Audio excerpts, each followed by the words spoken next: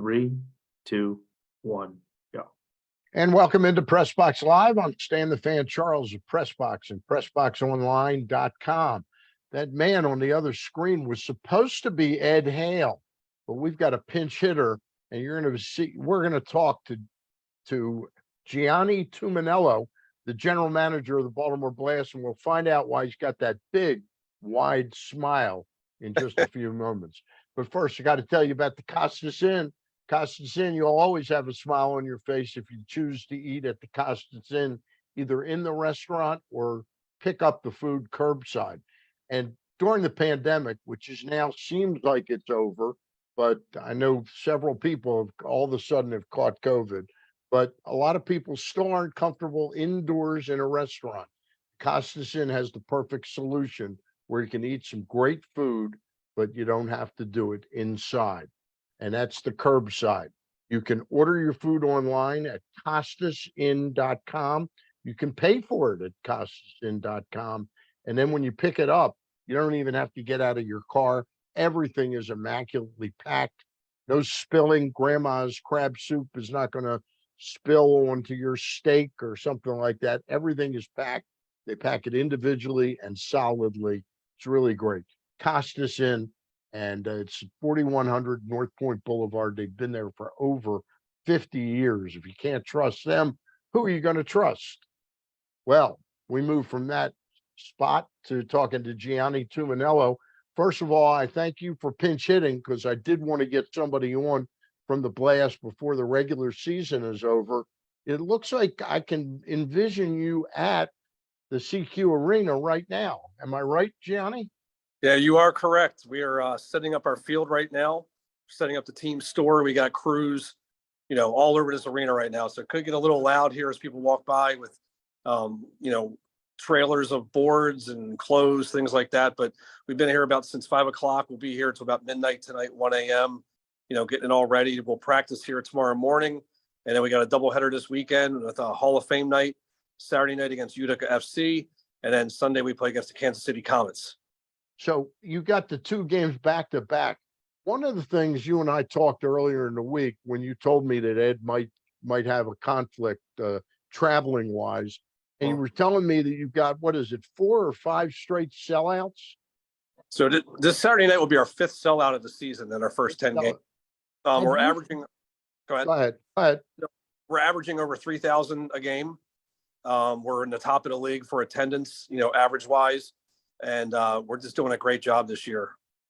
Do you think, and you might just say, Stan, you haven't been here for a while, we've been doing it, but it looks to me like that 6:05 start time is now like a nice niche for you guys. You really get more families, and even if it's date night for kids, they can come to a Blast game and then catch up with their friends.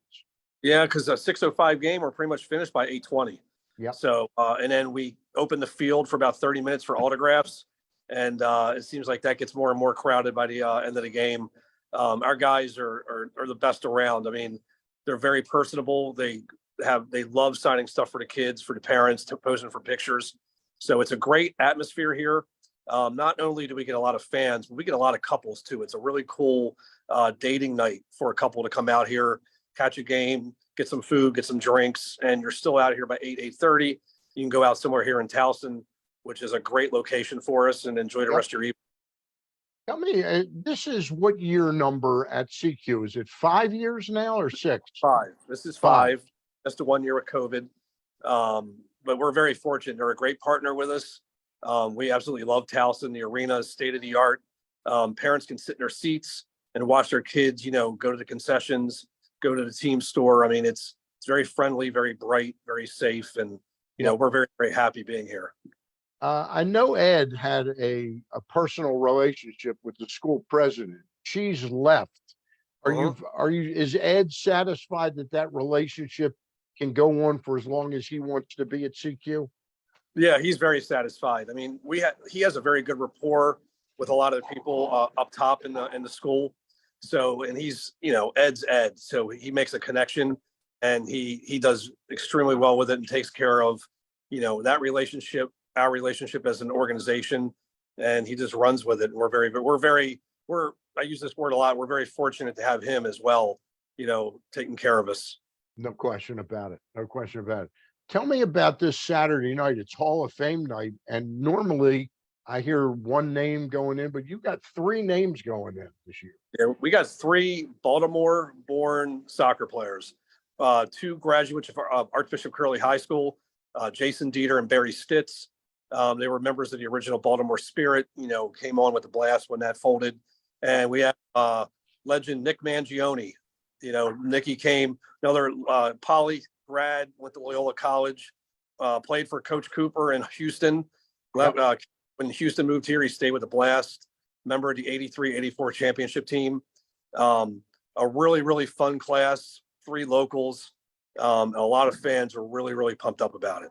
Now, does that have something to do with the fact that this game is a sellout? It does. I mean, it does and it doesn't. I mean, for some reason, the Saturdays in March, we get a lot of school groups. We're getting a lot of soccer teams out. But once we announced on our social media 2 weeks ago that those 3 were going in, our phones really started to ring. We got a lot of emails. So yeah, it does help a lot. They're bringing really big groups. Barry is the soccer coach at Curley, so a lot of faculty. His team out. Nick's bringing a lot of family. Dieter's bringing a lot. I graduated Curley in '92, so I'm a little bit younger than those guys. They graduated, I want to say, '87 and '88. Barry and Jason, but we go back a long way. Yeah, I did my first year on the radio in any real meaningful way was 1983 in the summer.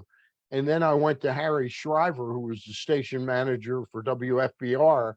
And I said, hey, you know how you got the Rex Barney show after Oriole games? What about me doing one right outside the Blast locker room? And I did it for 3 or 4 years. It was a lot of fun. And it's always great when you get a live event and you can talk to the star right after the game. It was a lot of fun. And we had some characters back then too. We had stars, we had personality. I mean, we had everything on those teams back then. Oh God, Paul, what was his name? Paul, what was his name? Kitson. You had Mike Stankovic, Joey Fink. God, Scott Manning and Kenny Cooper. It was a great bunch of people to work with. They were always a lot of fun. Tell me a little bit about the strength of the league right now. I was looking at the standings. Of course, there's a couple bottom feeders there, but it looks like for all intents and purposes, this is a pretty balanced league throughout, from like the second place teams down to 5th or 6th, Yeah, if you take a look at the Eastern Division right now, we're in second place, 1 point out of first. Right. But only like 6 points ahead of the 5th place team. Right. So, I mean, the East is jam-packed, top 5. St. Louis is in 6th. You can't count them out yet. The playoff division, the way they're doing the playoffs this year is different. Top 3 will move on. The 4th and 5th place team will play a game to move on to play the 1st place seed. So, we do not want to finish 4th or 5th. We win in the top 3 and let 2 other teams battle out to play. The West is loaded. You have Monterrey and Chihuahua from Mexico. San Diego's 2-time defending champ, and San Diego's always, San Diego. Aren't they 6? They're 16-2 this year. Yeah, they're very, very good. They're a very solid team. They were the best last year. They won the finals convincingly. You still have Tacoma out there, who's sneaky. You have Empire, which is the old Ontario Fury. They're very good. So it's a very, very difficult division at West, and they're gonna have some battles in those playoffs. I was looking at one stat though that really gives a clear picture of what a team is like. You guys, you're 10-6 and 3. You've scored 118 goals and only given up 85. To give you an example, San Diego's 16-2. They've scored 123 and given up 77, and Chihuahua's 149 and 99. But those are the 3 teams under 100 goals given up. That means on any given night, your defense is going to keep you in ball games, doesn't it?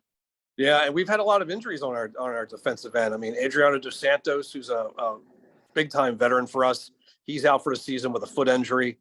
Jeremy Raley He's a University of Maryland product from St. Mary's County. He was out for the first 2 months, and he's a strong defender for us.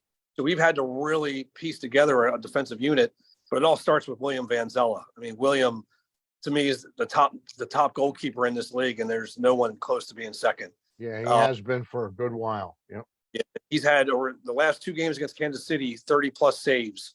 And he scored a goal here against Kansas City on the 3rd. So made a great save, chucked it into the open net. So it all starts with William. He sees the whole field.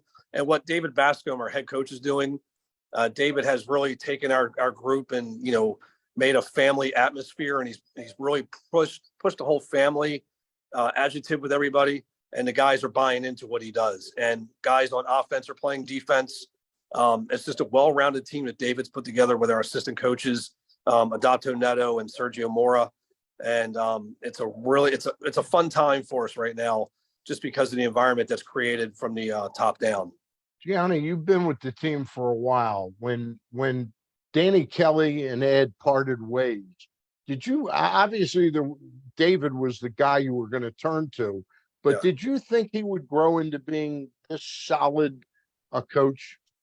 I did because I know David outside the soccer field, and I know academy. I know what he does with his Bermuda government, and he's extremely passionate. He knows the game, better than a lot of people, most people that I know, and just the passion that he exudes and the heart that he has. He has fun. He's a very, very strict and tough leader, but he'll give you the love in a heartbeat and let you know that you're doing well. And the players really appreciate that. When they do something well, he's the first one to let them know. When they do something wrong, he's the first one to let them know. But he's just put together a great team here. Roster head, from the goalkeeper down, and he stepped right in without missing a beat. And in many ways, we're better off than we have been in the past, just with David's passion and the open door. He has lunch twice a week for the guys. We get pizzas from Frank's Pizza in Overly after every game. We feed the guys, we take care of them, and it's stuff that we haven't had in the past. So, is that Frank's the actual sit down restaurant in there? Oh, too? Yeah. Frank's is one of my favorite hangs. I've seen you in there many times. Yeah, it's a great place. Yeah, but the owner there makes the most incredible. He's a world-class chef. Armando. Armando is a world-class chef. His pasta vazul is absolutely, I don't say this often, it's to die for. Really great. I'm glad to see you got a relationship with them. They're good people. Hey, I wanted to talk about you a little bit. This is not meant to impugn you at all, but there was, for so many years, it would seem like Kevin Healy had so much to do with putting this team together with Ed, that there was this. I know when Ed made the decision to sort of let Kevin go to Harrisburg and be part of the ownership there, that he had to gulp a little bit, but he knew he had you close by. You didn't miss a beat, did you? No, I did not. And I took over for Kevin and Mike Conway, who did a fantastic job here with the team for many years, brought many championships here to town. And, I watched from afar with how they did things. And when I stepped into this, I didn't have anyone to teach me. So I had to learn a lot on my own. And it was a bumpy road at times because, I didn't know. And, it was just me and Ed. And so I had to learn on the fly very, very quickly. Did you know talent though? That seems like at this level of sports, that's the key thing, is knowing who's available, who might fit in, what they want to make. Did you know that? Did you have a good sense of that? I did because, I was telling you just before we popped on here, I've been a fan of the Blast since they got here in 1980, 81. And I have followed indoor soccer religiously since then. And I knew what the players were like in this MASL when we had, West Coast, Mexico, a Canadian team. I knew who could play, who was, looking to come to town, who was looking to leave their teams. And Danny and I would kind of talk about it here and there. COVID hit, we lost Danny. David came in. David and I talk at least twice a night. When we picked up Moises Gonzalez this year, he calls me, he goes, Moises Gonzalez. I'm like, oh, I love him. Utica, forward. He says, he's free. And it literally took us 2 days to sign him. So David and I are in constant contact with each other, always on the phone, looking at players, looking at film. He'll send me video of guys. I find video for him of the local guys, younger kids. We drafted Ben Stitz. We drafted Brandon Knapp from Curly, knowing that they're probably going to play MLS, which they're with an MLS2 team. But David was not familiar with Stitz or Knapp. And when I showed him all the film and showed him the stats, he's like, yeah, we got to get them. So, I jumped right in with that, had to learn the ins and outs of the contracts, and it all goes to Ed. He's the yes or no man. David and I could find the best players in the world, but we have to have the blessing of the boss. And he's been very, very supportive, of who we bring in and how we do it. Does it help if you and David are in agreement and you got 2-on-1? Not all the time. Ed, I know Ed. Ed is a guy who wants to win passionately for his fans and for him. And if it's within reason, he's going to do it. He's going to go that way. Yeah, he hates to lose. And, we're the flagship of this league. We're the best team in the league. Yeah. And, we love being the bad guy. We love when the other teams don't like us, the fans don't like us, and I tell people all the time, we're like the Yankees, the Patriots. We win, we have a swag to us, and we just love it. Got an offbeat question for you a little bit. As you know, since the last time you and I have been together, sports gambling is legal in the state of Maryland. You got 14 cities in this league. They're not all in the United States, but Mexico, Mesquite is right outside of Dallas, St. Louis, Kansas City. Has there been an effort for the league to try and get their games put onto like the betting, where fans can bet on indoor soccer? And do you think there would be enough interest in it? Because I think it's a great game to watch. If you got a few bucks on a game, it really can get exciting. I do know that the league is speaking about doing gambling. It's definitely a priority for, the league office. It's still in the planning stages because there's a lot of things we have to do to get to that point, but it has been discussed. I mean, but you're also talking about people who bet on a coin flip for the Super Bowl. We have a fast-paced, nonstop exciting game, and different size fields in the league. The ball takes a wicked bounce. Yeah, this gambling and indoor soccer will catch on, and it's going to be very, very popular for people. The first person I remember is the late Charlie Ekman. He used to say, and Charlie used to do the games with Art Sinclair. Yep. And Charlie used to say this league's got to go to gambling, and they got to make a goal 6 points or 7 like football. So he would have revamped the whole way the game is scored. So you got room to bet and know the odds and things like that. Charlie he was a character. He was a character. Too. Hey, before I let you go, you got the games this Saturday and Sunday. Are both of them going to be sold out? Sunday we'll have tickets available. Okay. Maybe 100 tickets left for this Saturday night. They'll go tomorrow. Okay. Sunday, we do have tickets available, and it's a game against Kansas City, who's right behind both Utica and Kansas City, right behind us in the Eastern Division. We just left Kansas City Saturday night with a 5-4 victory. So this is a big week. They'll have revenge on their mind. Yeah, for sure. Do you that game on Sunday starts also at 6:05, right? Correct. Yep. All right. Now you got an oddity, not the last game of the season, but the 2 games before the last game of the season. You go out to Mesquite on a Saturday, and Mesquite, by the way, is outside of Dallas. And then both teams are flying back and playing Sunday, March, I think it's 26th. 26th at CQ Arena. Boy, that's a tough back-to-back for both teams. And Heat is in the the top 2 of the West. So they're coached by the legendary Tattoo, who was the sidekick star, Dallas sidekick star, threw his shirt off into the crowd. He was a shirt guy, yeah. And so he's done a phenomenal job with that team. We play them 8:05 Saturday night, and we both fly here Sunday morning. I think we arrive at 11 o'clock or noon, and we play here at 6 o'clock. Okay. All right. And then the playoffs, keep our fingers crossed. Yep. I mean, it looks really good right now, but with 5 games to go, you got to win. You got to probably win 3 of those games at least. Yeah. 3 points for a win, 1 point for an overtime loss, 2 points for an overtime win. So we want to win these games. We want to get some points in our pocket, and we want to be number one. We're the best team in this league. We know that, and we're going to show that starting Saturday night against Utica. All right. Gianni, thank you for not just pinch hitting, but for stepping up and being on for Ed tonight. And we'll try and get Ed when the playoffs start, okay? Sounds good. I appreciate you having me. This was a lot of fun. All right. It was a lot of fun. We'll do it again next year too, okay? All right. I Great. won't Thank only single shoot for the owner now that I've had you on. All right. Thank you. It's All right. Gianni Tumminello, the general manager of the Baltimore Blast, with home games this Saturday, sellout. Sunday, tickets available at 6:05. And then the next Sunday, March 26th, also at 6:05 against Mesquite. And then the playoffs will start about a week, 10 days later. Gianni, thank you very much for being on with us. All right. We thank Gianni, and we also thank our friends at the Constance Inn for bringing this to you.